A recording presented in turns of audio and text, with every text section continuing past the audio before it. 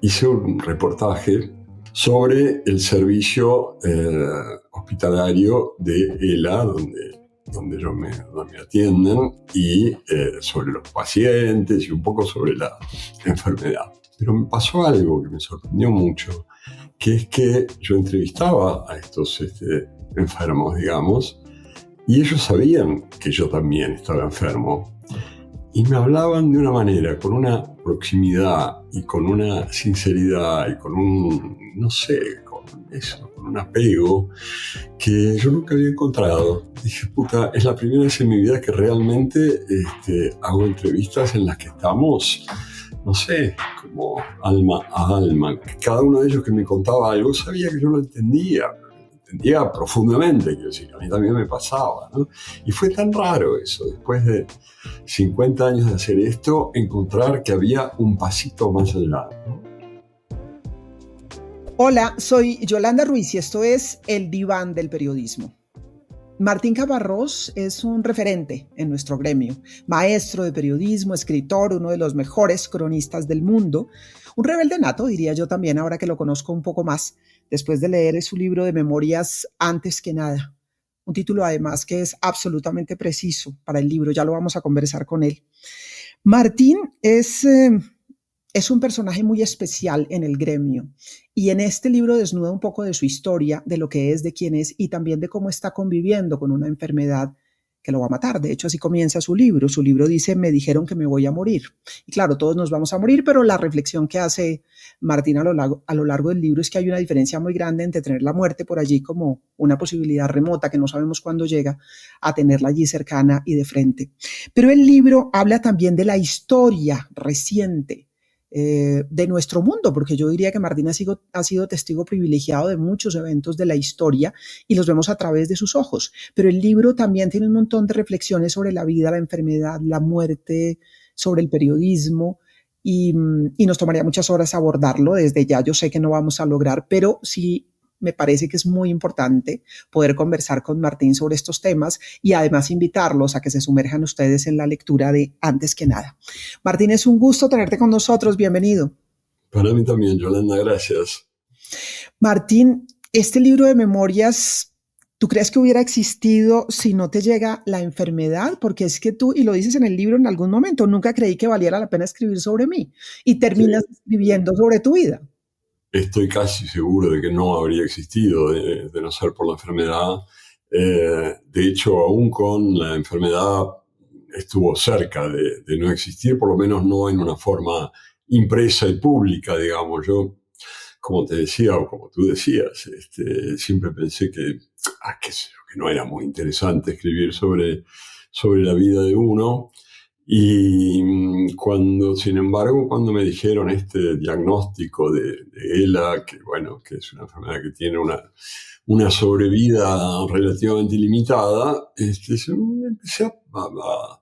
a pensar un poco, a revisar cosas de mi vida. Supongo que es una obviedad, quiero decir, uno piensa que se acaba y trata de mirar un poco hacia atrás para ver cómo ha sido, quién ha sido, ¿no? Y lo empecé a escribir. Pero para escribirlo me dije que no lo iba a publicar, o sea, me parecía que no tenía sentido escribirlo pensando en la publicación. Y entonces durante varios meses trabajé en este libro pensando que no se publicaba. Y de hecho cuando lo terminé lo dejé unos meses también ahí, hasta que al final, decidí por varias razones, ninguna muy convincente, que valía la pena publicarlo, y así fue. Uh-huh. Pues yo te lo digo como lectora, valió mucho la pena por los distintos temas que aborda el libro. El libro además tiene una estructura interesante porque es la narración cronológica de la vida, pero también estás narrando tus muertes, y así las llamas, ¿no? Las muertes porque han sido varios momentos cercanos a la muerte por distintas razones, y luego está la enfermedad como una presencia constante a lo largo de todo el libro, y todo ese montón de cosas y reflexiones que tú vas viviendo, que yo las veo como en tono de sube y baja, Martín, no sé, o sea, momentos buenos, momentos malos, regulares, momentos de depresión también. Sí, claro. Más que yo no sé cómo se califica, no sé si de depresión, pero en todo caso de tristeza, porque me gusta mucho hacer una cantidad de cosas que ya no puedo hacer y porque, bueno, esto no va a durar demasiado. Pero sobre todo es por las cosas que no puedo hacer. Quiero decir, ustedes, los entes caminantes no se dan cuenta, yo nunca me he dado cuenta antes, de lo que significa dar 10 pasos, ¿no? Es una maravilla, quiero decir, poder levantarse de la silla y caminar a la cocina es algo extraordinario, de lo cual, por supuesto, uno no tiene ninguna noción mientras no está privado de eso. Pero yo te digo, a veces, ahora estoy en mi escritorio y más de una vez me pasa con cierta frecuencia que cuando ya me enfrasco en lo que estoy escribiendo y medio me pierdo ahí, en algún momento paro y digo, ay, me voy a ir a buscar un café o así. No, que te vas a ir a buscar un café si no puedes ni siquiera llegar, ¿no? Es raro, pero realmente, bueno, lo que intento de todas maneras es hacer todas las cosas que sí puedo hacer y pensar lo menos posible en las que no puedo hacer, pero no siempre es fácil. No siempre es fácil y además eh, difícil depender de otros en determinado momento, Martín, sobre todo siendo autosuficiente como lo fuiste durante toda tu vida. Y creo que sobre eso también hablas en el libro en algunos momentos. Sí, eso es duro. Yo siempre me creí muy autosuficiente, he viajado mucho solo, he vivido temporadas solo, siempre me ha gustado poder, bueno, buscarme la vida por mí mismo y ahora no puedo. O sea, hay muchas cosas que no puedo hacer, quiero decir, incluido viajar solo. No puedo viajar, necesito ayuda para, qué sé yo, para subir, para meterme a la cama o para salir de la cama. O sea que no me puedo quedar una noche en un hotel. Mira, hace 2 días tuve que ir a dar una charla a Barcelona, yo vivo en Madrid, y la tuvimos que arreglar para que me pudiera tomar el último tren después de la charla, eso a las 9:00 de la noche, llegué a mi casa a la 1 de la mañana, situación en que en cualquier otro momento me habría dormido ahí tranquilo en un hotel y al mediodía siguiente, después de dar una vuelta por la ciudad, habría venido. Pero ahora no puedo. Son tonterías tan menores como esa y, bueno, y otras menos menores. Sí, otras que son menos menores y van tus reflexiones a lo largo del libro. Y te quería preguntar por esa estructura del libro en donde la enfermedad es una constante, pero aparece y se va, porque luego está como toda la historia de tu vida sobre la que te voy a preguntar también. Yo veo allí en el libro como al final todos tenemos como varias facetas de personajes y en tu caso yo veo varias. Decía que veía un rebelde también y tal vez no sé si es un rebelde o alguien que ha vivido en resistencia y le estás haciendo la resistencia también a la enfermedad. No sé, lo noto así, lo percibo así. ¿Cómo lo ves tú? Yo no sé si hablaría de resistencia a la enfermedad porque eso me haría, ¿cómo decirlo? Me haría dedicarle más esfuerzos que los que quiero dedicarle a la enfermedad. Lo que trato más bien es de desdeñarla todo lo posible, o sea, no hacerle caso todo lo posible, pero bueno, cada vez es más difícil porque cada vez las cuestiones físicas son más presentes, ¿no? Pero aún así, como te digo, cuando me siento acá y escribo, nada, no pienso en eso y muchas veces charlando con amigos o estando con mi mujer o lo que sea, me olvido y esos son los buenos momentos y trato de que sean la mayor cantidad posible, digamos. O sea que no hablaría en términos de resistencia. Después, en general, sí, que toda mi vida, no sé si hablar tampoco de resistencia, sino de intentar dudar. Yo creo que soy sobre todo un dudador, si es que esto se puede decir así. Cuando muchos concuerdan en algo, yo desconfío y busco que desde dónde se puede mirar para que haya dudas, diferencias, fisuras en eso, ¿no? Y eso es lo que más me interesa y eso muchas veces me pone en posiciones así como un poco incómodas, pero realmente me parece, con perdón de la grandilocuencia, si los intelectuales, que es una palabra que ya pasó de moda hace mucho, pero yo de algún modo me reconozco en ella, que los intelectuales si para algo sirven, es para dudar, para poner en cuestión aquello que la mayoría da por aceptado.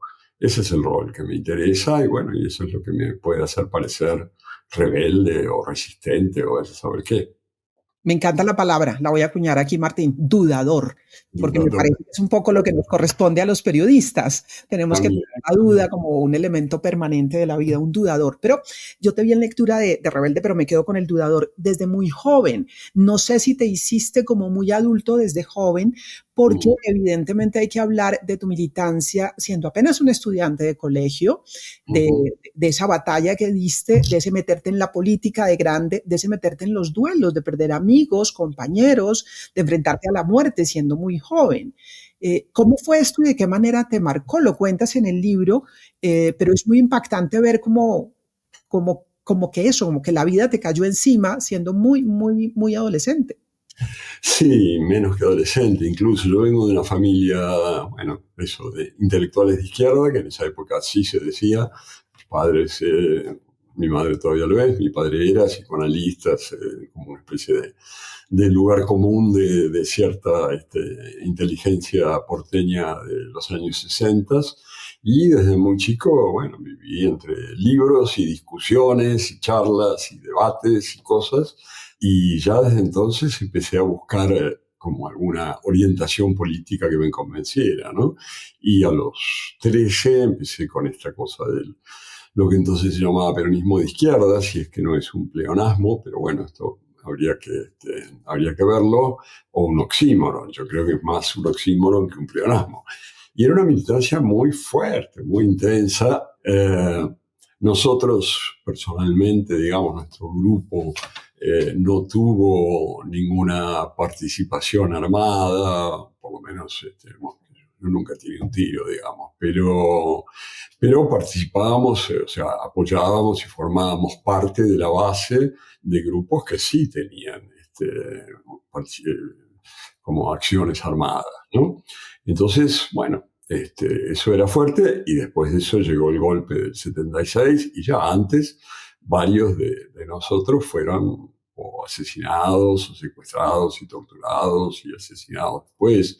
Entonces tuve ese primer momento, digamos, de encuentro con la muerte en esos años, cuando tenía 17, 18, y eso es un poco raro.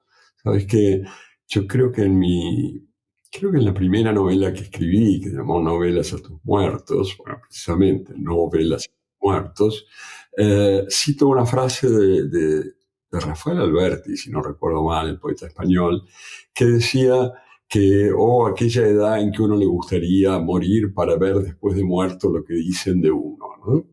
Y me parece que nosotros teníamos un poco esa especie qué sé yo, de tonta ilusión adolescente de que morirse era solo convertirse en un héroe, y no perdías nada a cambio, digamos, ¿no? No éramos conscientes de lo que sí perdías, obviamente, que era tanto, ¿no? Que era la vida.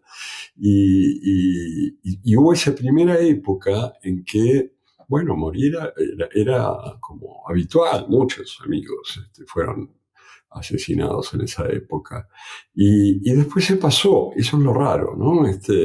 Yo hace poco no me acuerdo con quién comentábamos que después de haber tenido la muerte tan presente hace 45 años, ahora nos reencontramos de algún modo con ella, hace 4 o 5, porque bueno, porque ya somos gente de 60 y tantos, incluso algunos de 70, ¿no? Pero que hubo esa primera así como intrusión de la muerte en un momento en que no habría debido estar. Sí, me sorprendió eso, muy joven y pues despidiendo amigos, enterrando amigos, y en algún momento se alcanza a percibir eso de la culpa del sobreviviente, Martín, en determinado momento, porque tú sales de Mm. Argentina, te vas para Europa y demás, y siguen pasando muchas cosas en tu país que ha tenido una historia como el nuestro, también como en Colombia, pues muy atravesada por las violencias y por todo tipo de episodios dramáticos que golpean a la gente. ¿Hubo un poco Sí. de culpa de ser sobreviviente?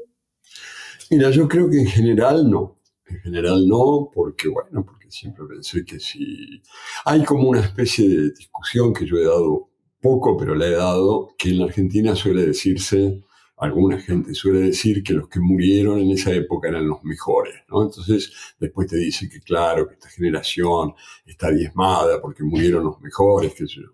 Y yo digo, no murieron los mejores, murieron los que, bueno, o tuvieron menos suerte, o tuvieron más empecinamiento, o lo que fuera. No eran ni mejores ni peores, eran parte de una gran movida de gente, y ellos tuvieron la mala suerte o la desgracia o eso de no sobrevivir. Pero, o sea que yo nunca tuve culpa de sí haber sobrevivido, salvo quizás, me acuerdo de una noche en que me enteré de que habían matado, ni siquiera lo mataron. Él se tomó, en esa época los militantes, ya en el 76, después del golpe, en Argentina, muchos militantes iban con una pastilla de cianuro para tomársela si veían que los estaban por matar.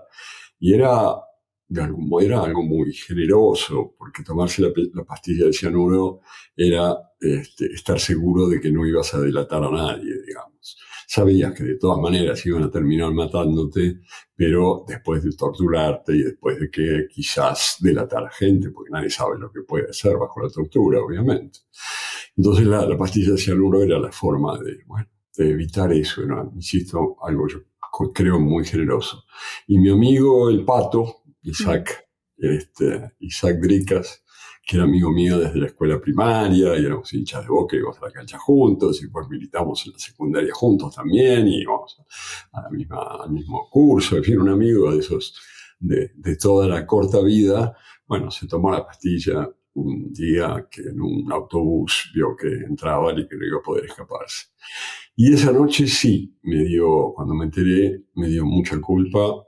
Me tomé, no sé, una botella de un alcohol que había por ahí, y a los 2 días fui a buscar a la gente que tenían los montoneros en París para decirles que los quería ayudar con algo, que si yo quería hacer algo. Me daba eso, culpa pensar que el Pato estaba muerto y yo no estaba haciendo nada.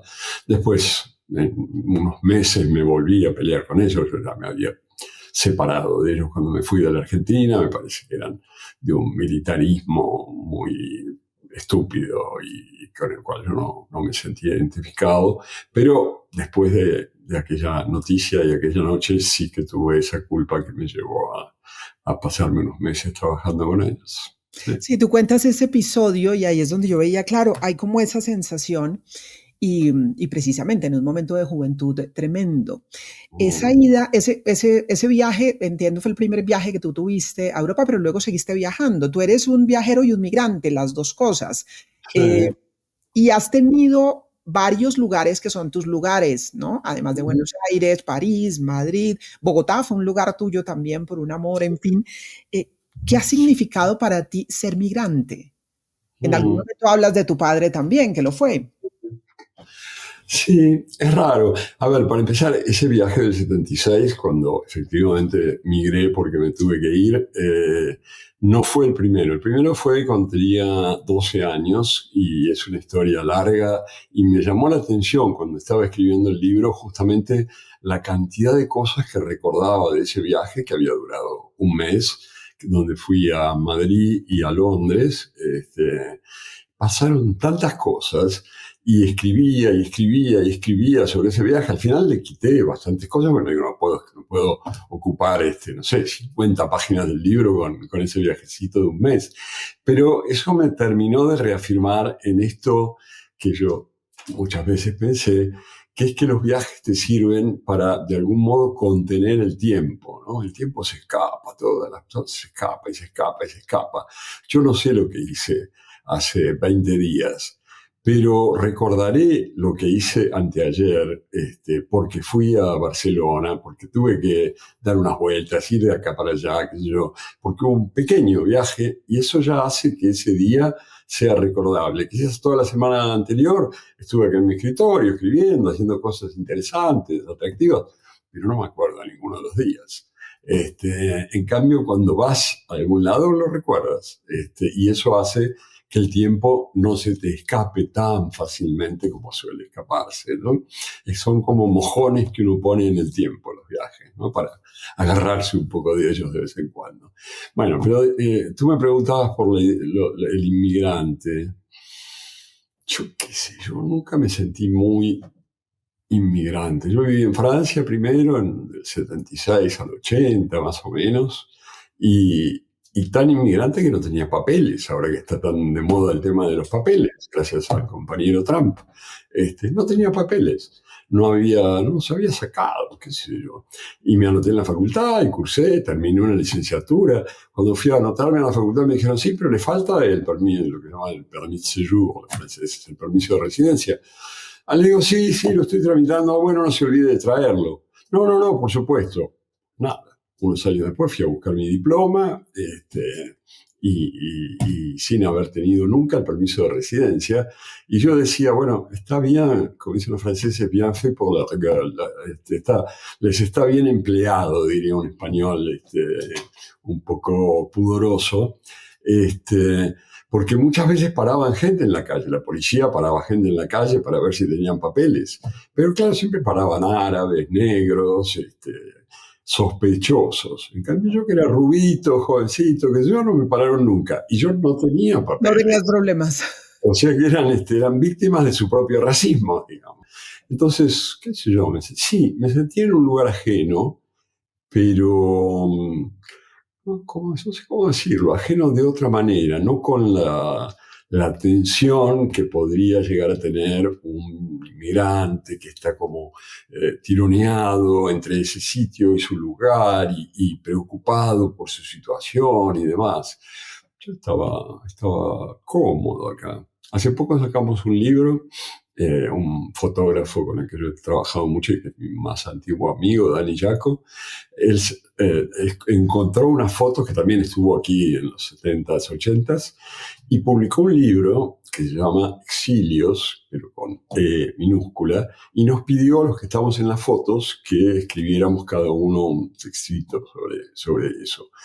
Y nos llamó a todos la atención, algunos lo dijimos más, otros menos, que no nos considerábamos, que la palabra exilio nos parecía demasiado fuerte, que exilio da una idea de sufrimiento que nosotros lamentablemente no teníamos en esa época. O sea, hubiera sido más fácil decir, cómo estábamos sufriendo, desterrados de nuestra patria, bla, bla, bla, faltar pudo a su patria el grande Osuna, como decía Quevedo.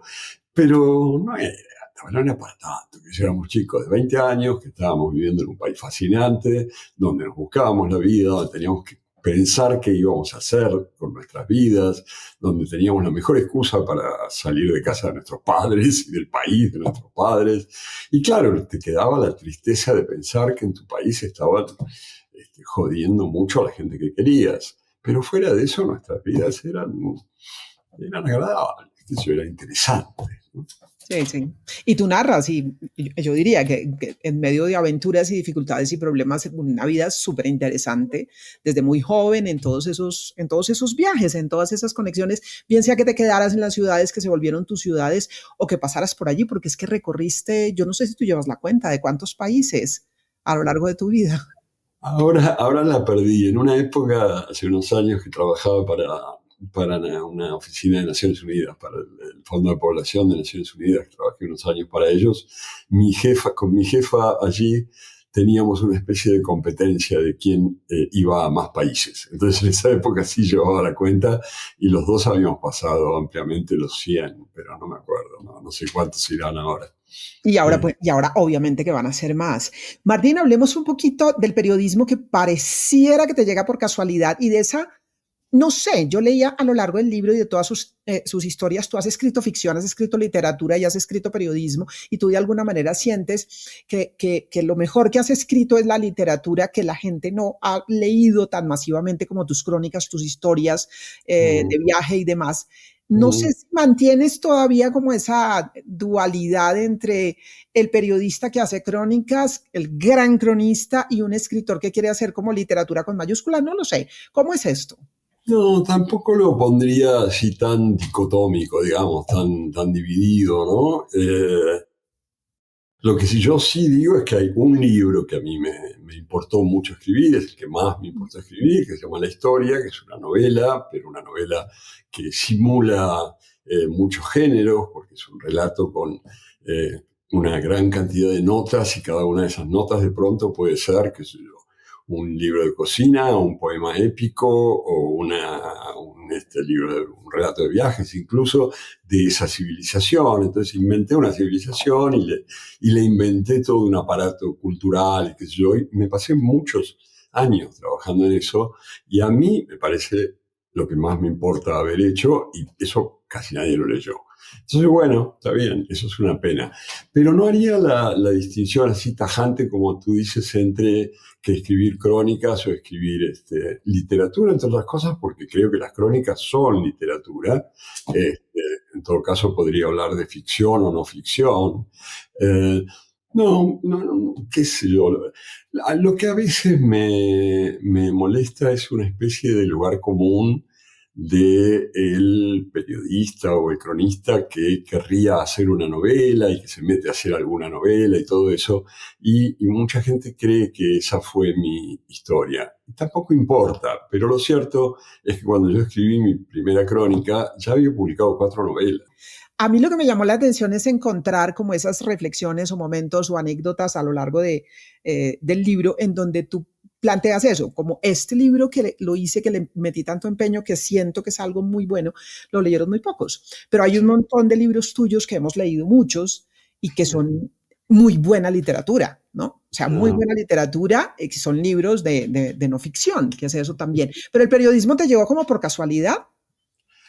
Bueno, sí, digamos, el primer día me llegó por casualidad. O sea, en realidad yo quería ser fotógrafo. Lo que yo quería cuando era chiquito era ser fotógrafo, porque mi padre se había armado un laboratorio en en uno de los baños de nuestra casa, y pasábamos ahí muy buenos momentos revelando y copiando fotos, cosas que ahora la mayor parte de la gente no sabrá ni qué es, pero bueno, en esa época las fotos se sacaban en celuloide, en un rollo. Y entonces en ese clima y esos olores que tenían los químicos que se usaban, en ese clima de luz roja y olores y magia de la fotografía, que yo creo que son algunos de los mejores momentos que pasé con mi padre. Y entonces, bueno, él tenía cámaras, yo las usaba, hacía fotos. En primer año del colegio le gané a Dani Jaco, de quien hablaba recién, que es un gran fotógrafo. Le gané el concurso de fotografía del colegio, todavía no me lo perdona. Y entonces, cuando tenía 16, cuando terminé el colegio, quería trabajar rápidamente, porque iba a ir a la facultad, pero quería trabajar. Y por unos amigos de mis padres me pusieron en contacto con el director de un diario que acababa de salir, que se llamaba Noticias, que era un diario que de algún modo pagaban los montoneros, y me recibió, y yo le dije que quería ser fotógrafo y que si me tomaban. Y él me dijo que sí, que bueno, o sea, debía ser bastante amigo de estos amigos, porque me dijo que sí, yo era un chico de 16 años, y que me iban a formar como fotógrafo, pero que eso recién iban a poder hacerlo después del verano. Esto era diciembre, o sea, antes del verano en la Argentina.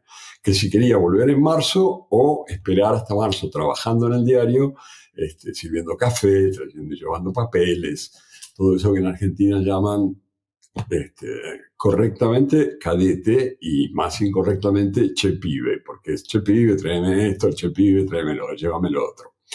Y nada, y estuve de che pibe un par de meses, y un día de febrero no había nadie en la redacción, porque eran plenas vacaciones, verano, calor, qué sé yo, y sábado. Entonces un periodista me preguntó si lo podía ayudar, tenía que cerrar 2 páginas, creo, 3, si podía redactar una noticia que había llegado de una agencia sobre el hallazgo del pie de un andinista mexicano que se había perdido en la Aconcagua 10 años antes, en los Andes. Tú sabes que los andinistas mexicanos son muy distraídos, parece que a veces se dejan los pies por ahí, no sé cómo es que hacen, pero en todo caso, bueno, escribí esa primera noticia que conmovió, por supuesto, a las estructuras del planeta, pero se ve que no lo hice tan mal, y al día siguiente tampoco había gente porque era domingo, entonces también me pidieron si podía hacerlo, y así fue que empecé a escribir. Fue realmente de casualidad en esa situación, pero seguramente habría llegado de alguna otra, porque todo aquello que constituye el periodismo, o sea, mirar, preguntar, molestar, escribir, etcétera, es lo que me constituye a mí. O sea que si no hubiera sido así, habría sido de otra manera. Y desde el periodismo, y eso me impactó mucho en el libro, pues testigo de muchas cosas, ¿no? Es decir, de muchos momentos, conociste a muchos protagonistas de la historia, muchos líderes de todo tipo y escritores y demás, y bueno, en fin. ¿Alguno te sorprendió particularmente, Martín? Y te lo pregunto por los líderes políticos, porque también en el libro mencionas pues la época que estamos viviendo con los líderes políticos que están surgiendo, Trump, Milley y algunos similares. A lo largo de todos estos años, ¿conociste algún líder que dijeras, este es un personaje que tiene algo distinto, que te impactó por lo positivo? Joder, me dejaste perplejo y patidifuso con tu pregunta, porque no encuentro ni uno. Qué horror, qué horror. Ay, la verdad que no, o sea, no sé quién podría ser, ¿eh? Mira, lo primero que se me ocurre es justamente lo contrario. Yo conocí, por suerte, por desgracia, a los dos presidentes anteriores de la Argentina, Mauricio Macri y Alberto Fernández. Con los dos tuve charlas, no muy largas, pero bueno, en alguna ocasión sí. Y lo que me impresiona de los dos y de Milei a la distancia, me impresiona mucho más, es que no son gente muy inteligente. O sea, son gente demasiado vulgar, normal. No me parece, no entiendo cómo hacen para conseguir que millones de personas les confíen sus países, ¿no? Porque hasta ahora la mayor parte de los líderes que he conocido son gente que uno dice, hay tantos como estos, son tan poco especiales, ¿no? Si me permites interrumpirte, es que te hago la pregunta, ¿sabes por qué, Martín? Porque cuando yo empecé a hacer periodismo tuve esa sensación cuando empecé a entrevistar ministros y senadores y tal, y yo decía, no son tan inteligentes, no son tan, no tienen las ideas tan claras, tú, no sé, y eso me sorprendió, honestamente. ¿Y si te encontraste alguno que dijeras, qué tipo, a ver? Mira que uno que lo mataron en Colombia, pero alguien me decía, yo creo que tú tienes esa idea porque lo mataron, es posible, ¿no? Luis Carlos Galán, que tenía como unos visos, alguna vez Sí. tenía unos visos de tener unas visiones y unas miradas y unas ideas distintas. Y después un colega me dijo, cuando yo teníamos esa conversación, me dijo, es que lo mataron y tú te quedaste con el tipo idealizado. Si hubiera llegado a ser presidente, igual nos decepciona. No sé, pero en su momento dijéramos, vi eso, vi como unos visos de tener una persona distinta, pero los personajes todos, no sé, me sorprendió eso. ¿Sabes? Yo entrevisté a Pablo Escobar y me sorprendió lo mismo. Era un tipo común y ¿Sí? corriente, ¿me entiendes? Como una cosa, y uno dice, pero, ¿no? Sí, No sé. sí, es raro, es raro. Bueno, en el caso de Pablo Escobar ya sale de la hipótesis, digamos, pero lo que yo a veces pienso es que tampoco es tan extraño que los políticos que nos gobiernan sean así, gente banal, porque si tú le preguntas a cualquier chico, qué sé yo, más o menos destacado, de 20 años, 25 años, ¿qué quiere hacer en la vida? Ninguno te dice que quiere hacer política. Quieren hacer otras cosas. Quieren ser, no sé, emprendedores o artistas o ingenieros o qué sé yo, Influencer hoy. o influencers, pero no políticos. Quiero decir, para hacer política, para meterse en la carrera en un partido político y qué sé yo, parece que quedarán solo los más o menos mediocres, aquellos a los que no se les ocurre otra cosa más desafiante que hacer, ¿no? Es como una especie de carrera por la puerta de atrás. Y entonces, bueno, no es ilógico que después uno se encuentre con gente que dice, la verdad que no tenía nada particular. Hay una parte en el libro en donde tú hablas del asesinato de Kennedy y dices, y el mundo entró en mi vida. Y yo inmediatamente conecté con algo que dijo el escritor colombiano Juan Gabriel Vázquez, y es que él dice que le apasionan las vidas de personas a las cuales la historia les pasa por encima. Y yo decía, tu vida es una de esas, en donde de múltiples formas has estado cerca, pues empezando por tus ancestros y demás, de muchos momentos claves en la historia. Y no sé si ese asesinato de Kennedy fue la conciencia de eso o si después como periodista tuviste esa conciencia. Es decir, de estar viviendo momentos que son importantes e impactantes y que los estás viviendo en primera fila. Sí, algunas veces sí. Aquella vez lo de la muerte de Kennedy, en realidad, lo que yo trataba de decir es que fue la primera vez que un hecho, eso, de la historia, del mundo, de lo externo, entró muy claramente en mi vida. Yo tenía, 5 años cuando mataron a Kennedy, o 6. Y recuerdo eso, recuerdo a mis abuelos comentándolo, el periódico en el suelo sobre la alfombra, era un periódico muy grande, de esos sábanas que había, y decía, mataron a Kennedy, y después había banderas a media asta, y yo no entendía, pero sí, lo que entendí es que había cosas que pasaban, probablemente en este caso además, muy lejos de allí y demás, pero que hacían que la gente que yo tenía alrededor se sintiera afectada, ¿no? Por ellos. Por eso digo que de alguna forma con eso el mundo entró en mi vida. Hasta los 5 o 6 años supongo que no había entendido ningún evento que lo produjera, ¿no? Y a partir de ahí empecé a leer los diarios y todo eso. Yo leía así todo lo que podía. Y empecé a interesarme por todas esas cosas, qué sé yo. Y después sí, pasé por algunas situaciones de esas que se recuerdan, pero a mí me parece más interesante, si acaso, como testigo, digamos, no serlo de esas situaciones muy notorias, sino más bien de aquellas que, bueno, que uno tiene que buscar y que uno tiene que sacar a la luz. Digo, me importa más, no sé, haber ido a Sudán del Sur a ver cómo combatían el hambre en la frontera tal o cual, que haber, no sé, entrevistado a quién, Alberto Fernández, digo, no sé, Mm. ¿sabes? Y es que con tus crónicas tú has hecho eso, ¿no? Es decir, es poner a personas de carne y hueso y que no aparecen como los protagonistas de la historia, a ser Ujú, protagonistas de la historia. Y es un poco lo que yo entiendo que hiciste con El hambre, que es un ujú. libro que te debo confesar aquí, Martín, con culpa y todo, que no lo terminé porque es muy duro. Es muy duro narrar cómo viven el hambre a lo largo y ancho de los distintos países en donde la gente se enfrenta al hambre físicamente, a la falta de comida. Ujú, Es muy duro. Yo no sé tú cómo lo lograste, es decir, cómo lograste hacer las entrevistas, hacer el trabajo, sentarte a escribir. ujú. Bueno, me parecía que valía la pena, qué sé yo. Y no te creas que a veces no me, qué sé yo, no me molestaba, preocupaba, apenaba.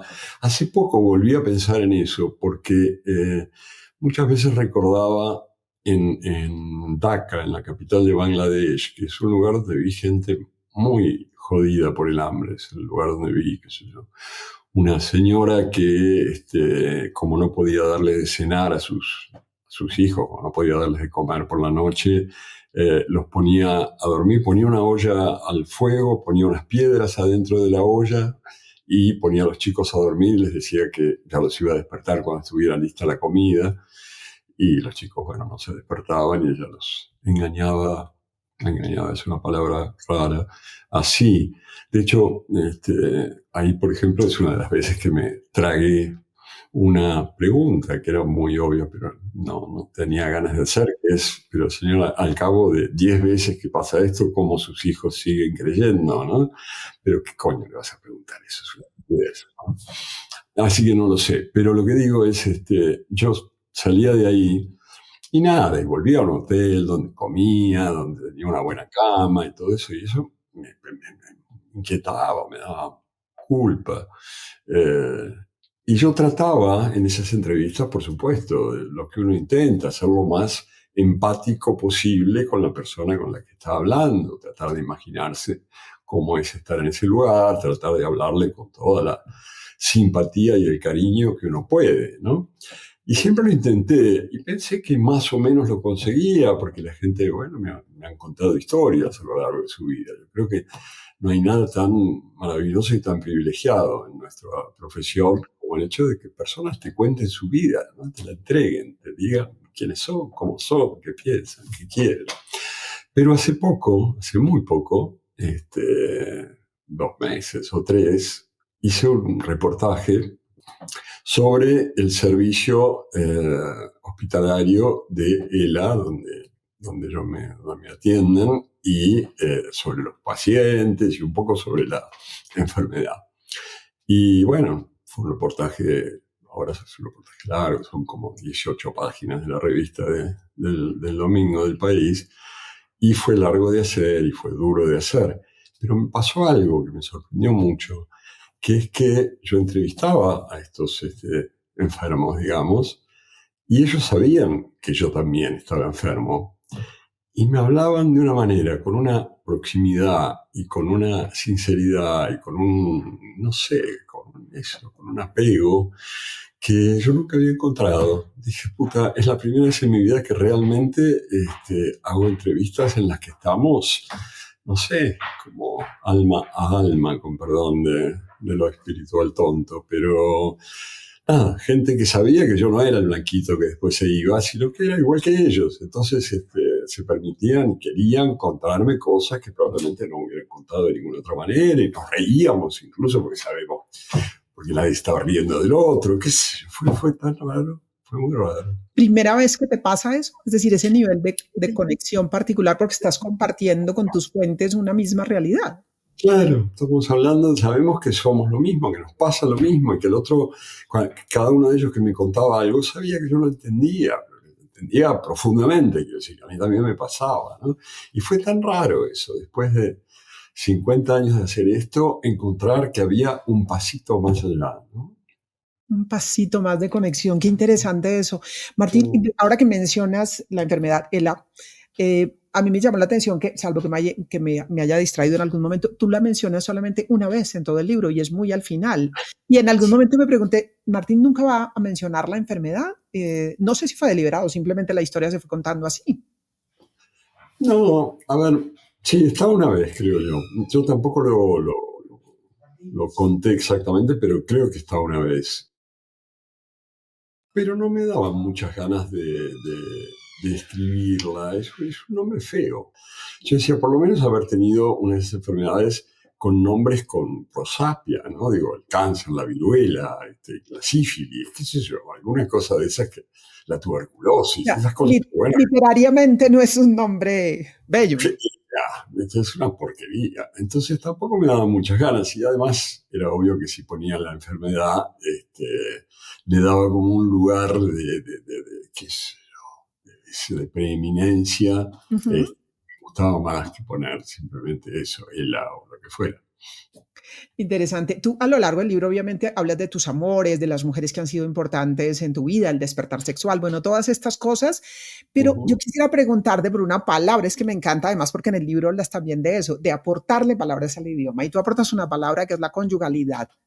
Y hablas de Marta, que es tu actual pareja, que te está además acompañando como pareja y como amor y demás en todo este proceso. Y hablas un poco del descubrimiento de la conyugalidad y me encantaría preguntarte sobre eso y que compartieras ese punto, porque me pareció muy bello.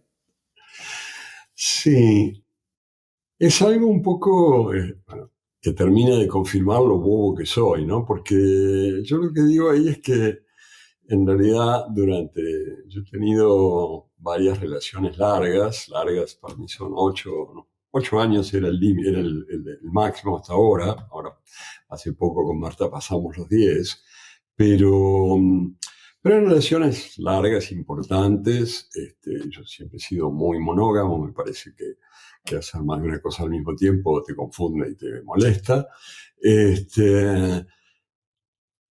Pero eran relaciones que de algún modo no cambiaban mi vida, y se veía, quiero decir, cuando esa relación se acababa, mi vida seguía siendo muy parecida a sí misma, ¿no? Tiene que ver quizás con esto que decíamos al principio, esta idea de autosuficiencia, etcétera, etcétera.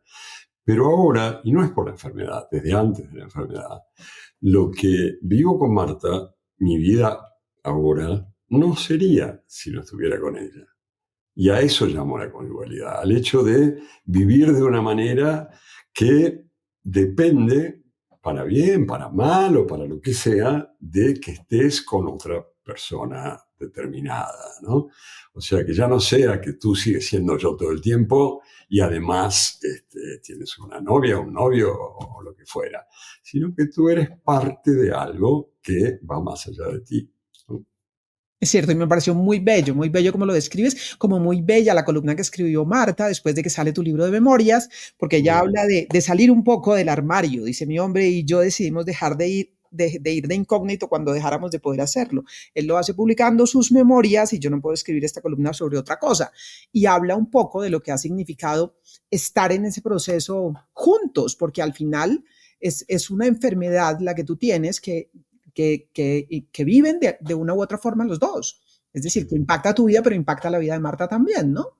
totalmente, sí, sí, sí, es una enfermedad muy explosiva en el sentido literal, digamos, tiene como una especie de radio de acción que afecta, por supuesto, más que nadie a quien la sufre, pero también a todos los que están cerca, incluso en términos muy prácticos, quiero decir, nada, una tontería, íbamos a ir al cine esta tarde, esta noche, porque ya tenía un compromiso, pero ahora que yo estoy cansado para irme al cine, ahora en cualquier otro momento le había dicho, sí, dale, vamos, ahora no. Y eso te hizo tan banal hasta, bueno, el hecho de que tiene que ayudarme para muchas de las cosas que hago.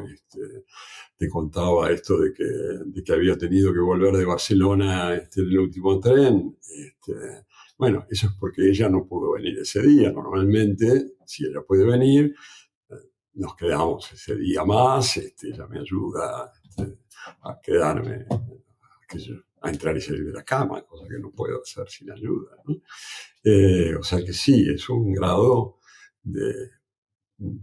No me gusta la palabra dependencia, pero es cierta, ¿no?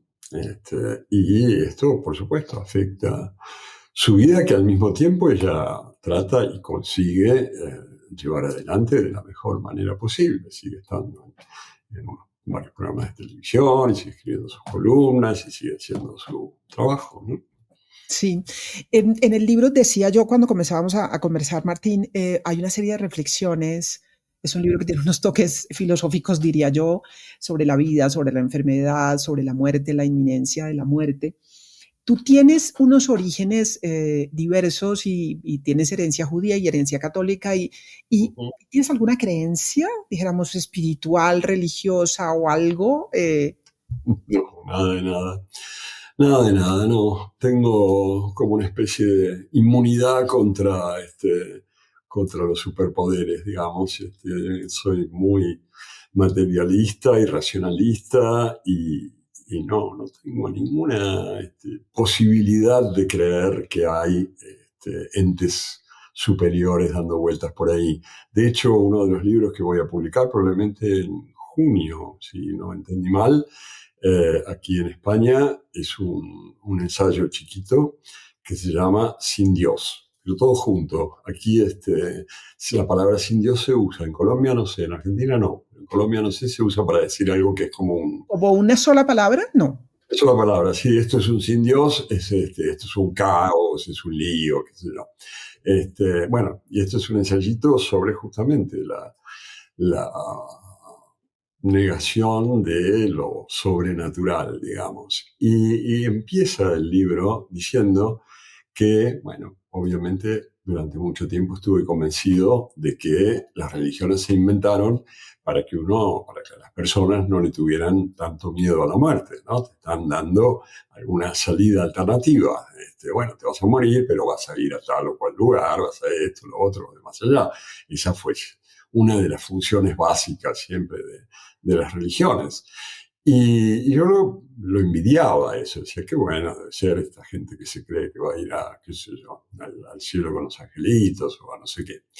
Y el otro día se me ocurrió, el otro día, hace 6 meses o así, se me ocurrió que en realidad no, que en realidad es mucho mejor morirse sin creer en nada. Porque yo decía, ya morirse debe ser bastante incómodo, ¿no? Qué sé yo, te debe molestar un poco. Eh, pero si encima de eso, de saber que te estás terminando, tienes que pensar que no, que en realidad estás por ir a enfrentarte a un viejo hijo de puta que te va a tomar examen de todo lo que has hecho en tu vida, que además sabe todo lo que has hecho en tu vida, por definición, porque sabe todo y es todopoderoso y no sé qué. Y entonces, como has hecho algunas cosas que no deberías según él, te va a mandar a quemarte no sé cuántos miles de años a un lugar espantoso. Imagínate morirse así, que es horrible. Entonces ya ahí me convencí de que, bueno, es mejor morirse ateo Mateo. y racionalista como soy, y ya, y se acaba, y se acabó. ¿Qué le va a hacer? Y por momentos en esta etapa en la que has reflexionado sobre la enfermedad, la vida, la muerte y demás, te aparece y de pronto dices, hasta sería bueno creer en algo, o definitivamente no, estás bien y estás enfrentando esto que estás viviendo y esa cercanía de la muerte con tranquilidad. Tranquilidad no, con pena, porque pena, pero pena en el sentido español y argentino, no en el colombiano y En colombiano. mexicano. Este, pero sí, con tristeza, porque me gusta mucho vivir, pero no consigo creer en ninguna Creer otra en cosa. nada. Es No, un poco hacer el duelo por la propia muerte, un duelo anticipado, Martín. no sé, a mí me sorprende un poco, la verdad, que si me hubieran dicho, que yo, cuando yo eventualmente pensé que podía pasarme algo, ¿viste? Uno a veces piensa si me da un cáncer de no sé qué, o si esto o lo otro, eh, yo imaginé que iba a estar mucho más tocado, mucho más así como llorando por los rincones. Estoy sorprendido, gratamente sorprendido, creo, de que no me pase. Me pregunto si es que me estoy engañando de algún modo, pero me digo las cosas muy claras, o sea que no me estoy engañando, simplemente estoy tratando de justamente de no andar llorando por los rincones y de no desperdiciar lo poco que tengo. Digo. Entonces, no, qué sé yo, no creo que sea el duelo, creo que es el intento de sacarle todo el jugo posible. ¿No? Seguir viviendo y Sí. haciendo lo que además haces, que es escribir y sigues escribiendo. Y en algún momento en el libro se dice que podía ser un libro póstumo, tú lo hablaste también en algunas entrevistas y Ujú. el libro finalmente lo ves y está allí y sigues escribiendo, lo que has hecho a lo largo de 50 años o más. Sí, no, tengo como 8 o 10 libros inéditos terminados. O sea, libros nuevos hay. El único Ay, problema es cuando salen, porque no se pueden amontonar tantos libros. Pero sí, este año van a salir 3. El año que viene saldrá un par más, qué seguramente. O bueno. 3, sí, no, libros hay. Tus lectores felices. En algún momento tú cuentas de una entrevista que le hiciste al escritor Julio Cortázar y yo dije, me voy a robar la pregunta de Martín para hacérsela a Martín. Porque, También. porque tú le preguntaste, cuentas en el libro a Cortázar si quería ser recordado en una plaza o en el nombre de una calle o alguna cosa así. ¿Te Sí. gustaría? Mira, hay una calle en una especie de suburbio de una ciudad pequeña de la Argentina que se llama La Rioja, que parece que se llama Martín Caparrós. El otro día alguien me mandó Mira, una fotito de un Facebook, una captura de pantalla de un Facebook con unas llaves y la leyenda esa era que alguien había encontrado las llaves en la calle Martín Caparrós, ahí en tal lado. Así que la busqué en Google Maps y efectivamente está ahí. Es el ¿y lo lugar sabías? desolado. No, no, tenía alguien me había dicho alguna vez algo, pero no había querido hacerle mucho caso. Y es un lugar muy desolado, o sea, realmente desolado.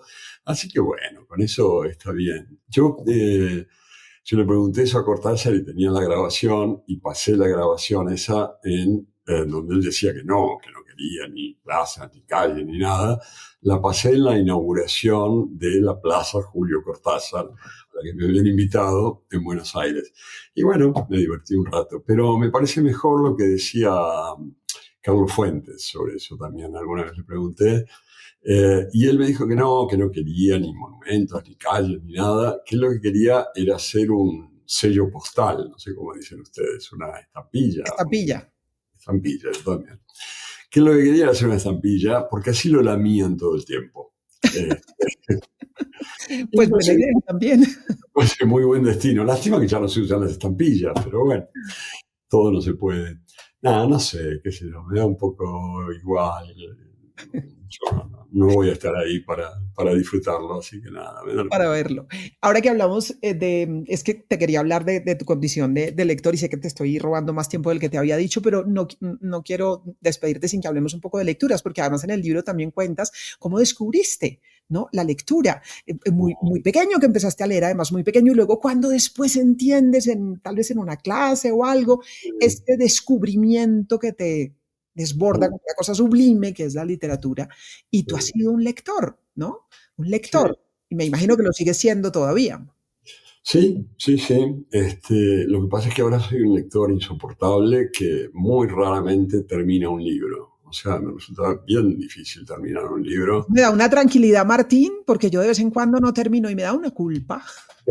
No, mira, ese es uno de los grandes momentos de mi vida, es cuando leí que Borges decía que cuando a uno no le gustaba un libro, al cabo de 50 páginas o así, lo que fuera, tenía que dejarlo. Y eso me dio permiso y desde entonces he terminado muchos menos libros que antes.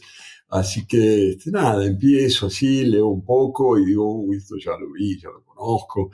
Lo que más me impresiona un poco de la literatura contemporánea o de la escritura contemporánea es que no intentamos cambiar prácticamente nada. O sea, escribimos, no sé, como hace 200 años.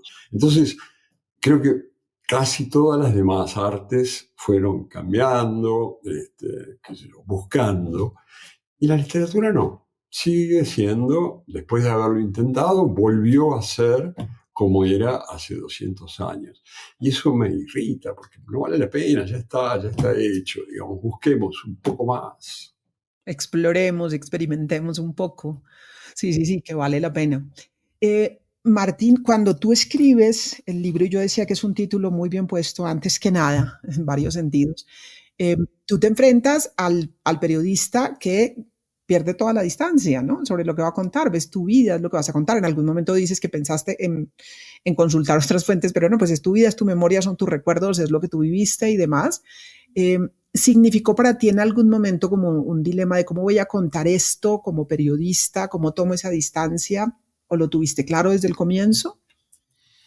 No, no creo que haya tenido ese dilema. Sí tuve esto que dices, la tentación, porque además se lo había escuchado a García Márquez una vez cuando estaba como empezando a pensar en unas memorias, que iba a hacer, no sé si al final lo hizo, que iba a hacer una serie de entrevistas a gente que lo había conocido para que le contaran cosas sobre él, ¿no?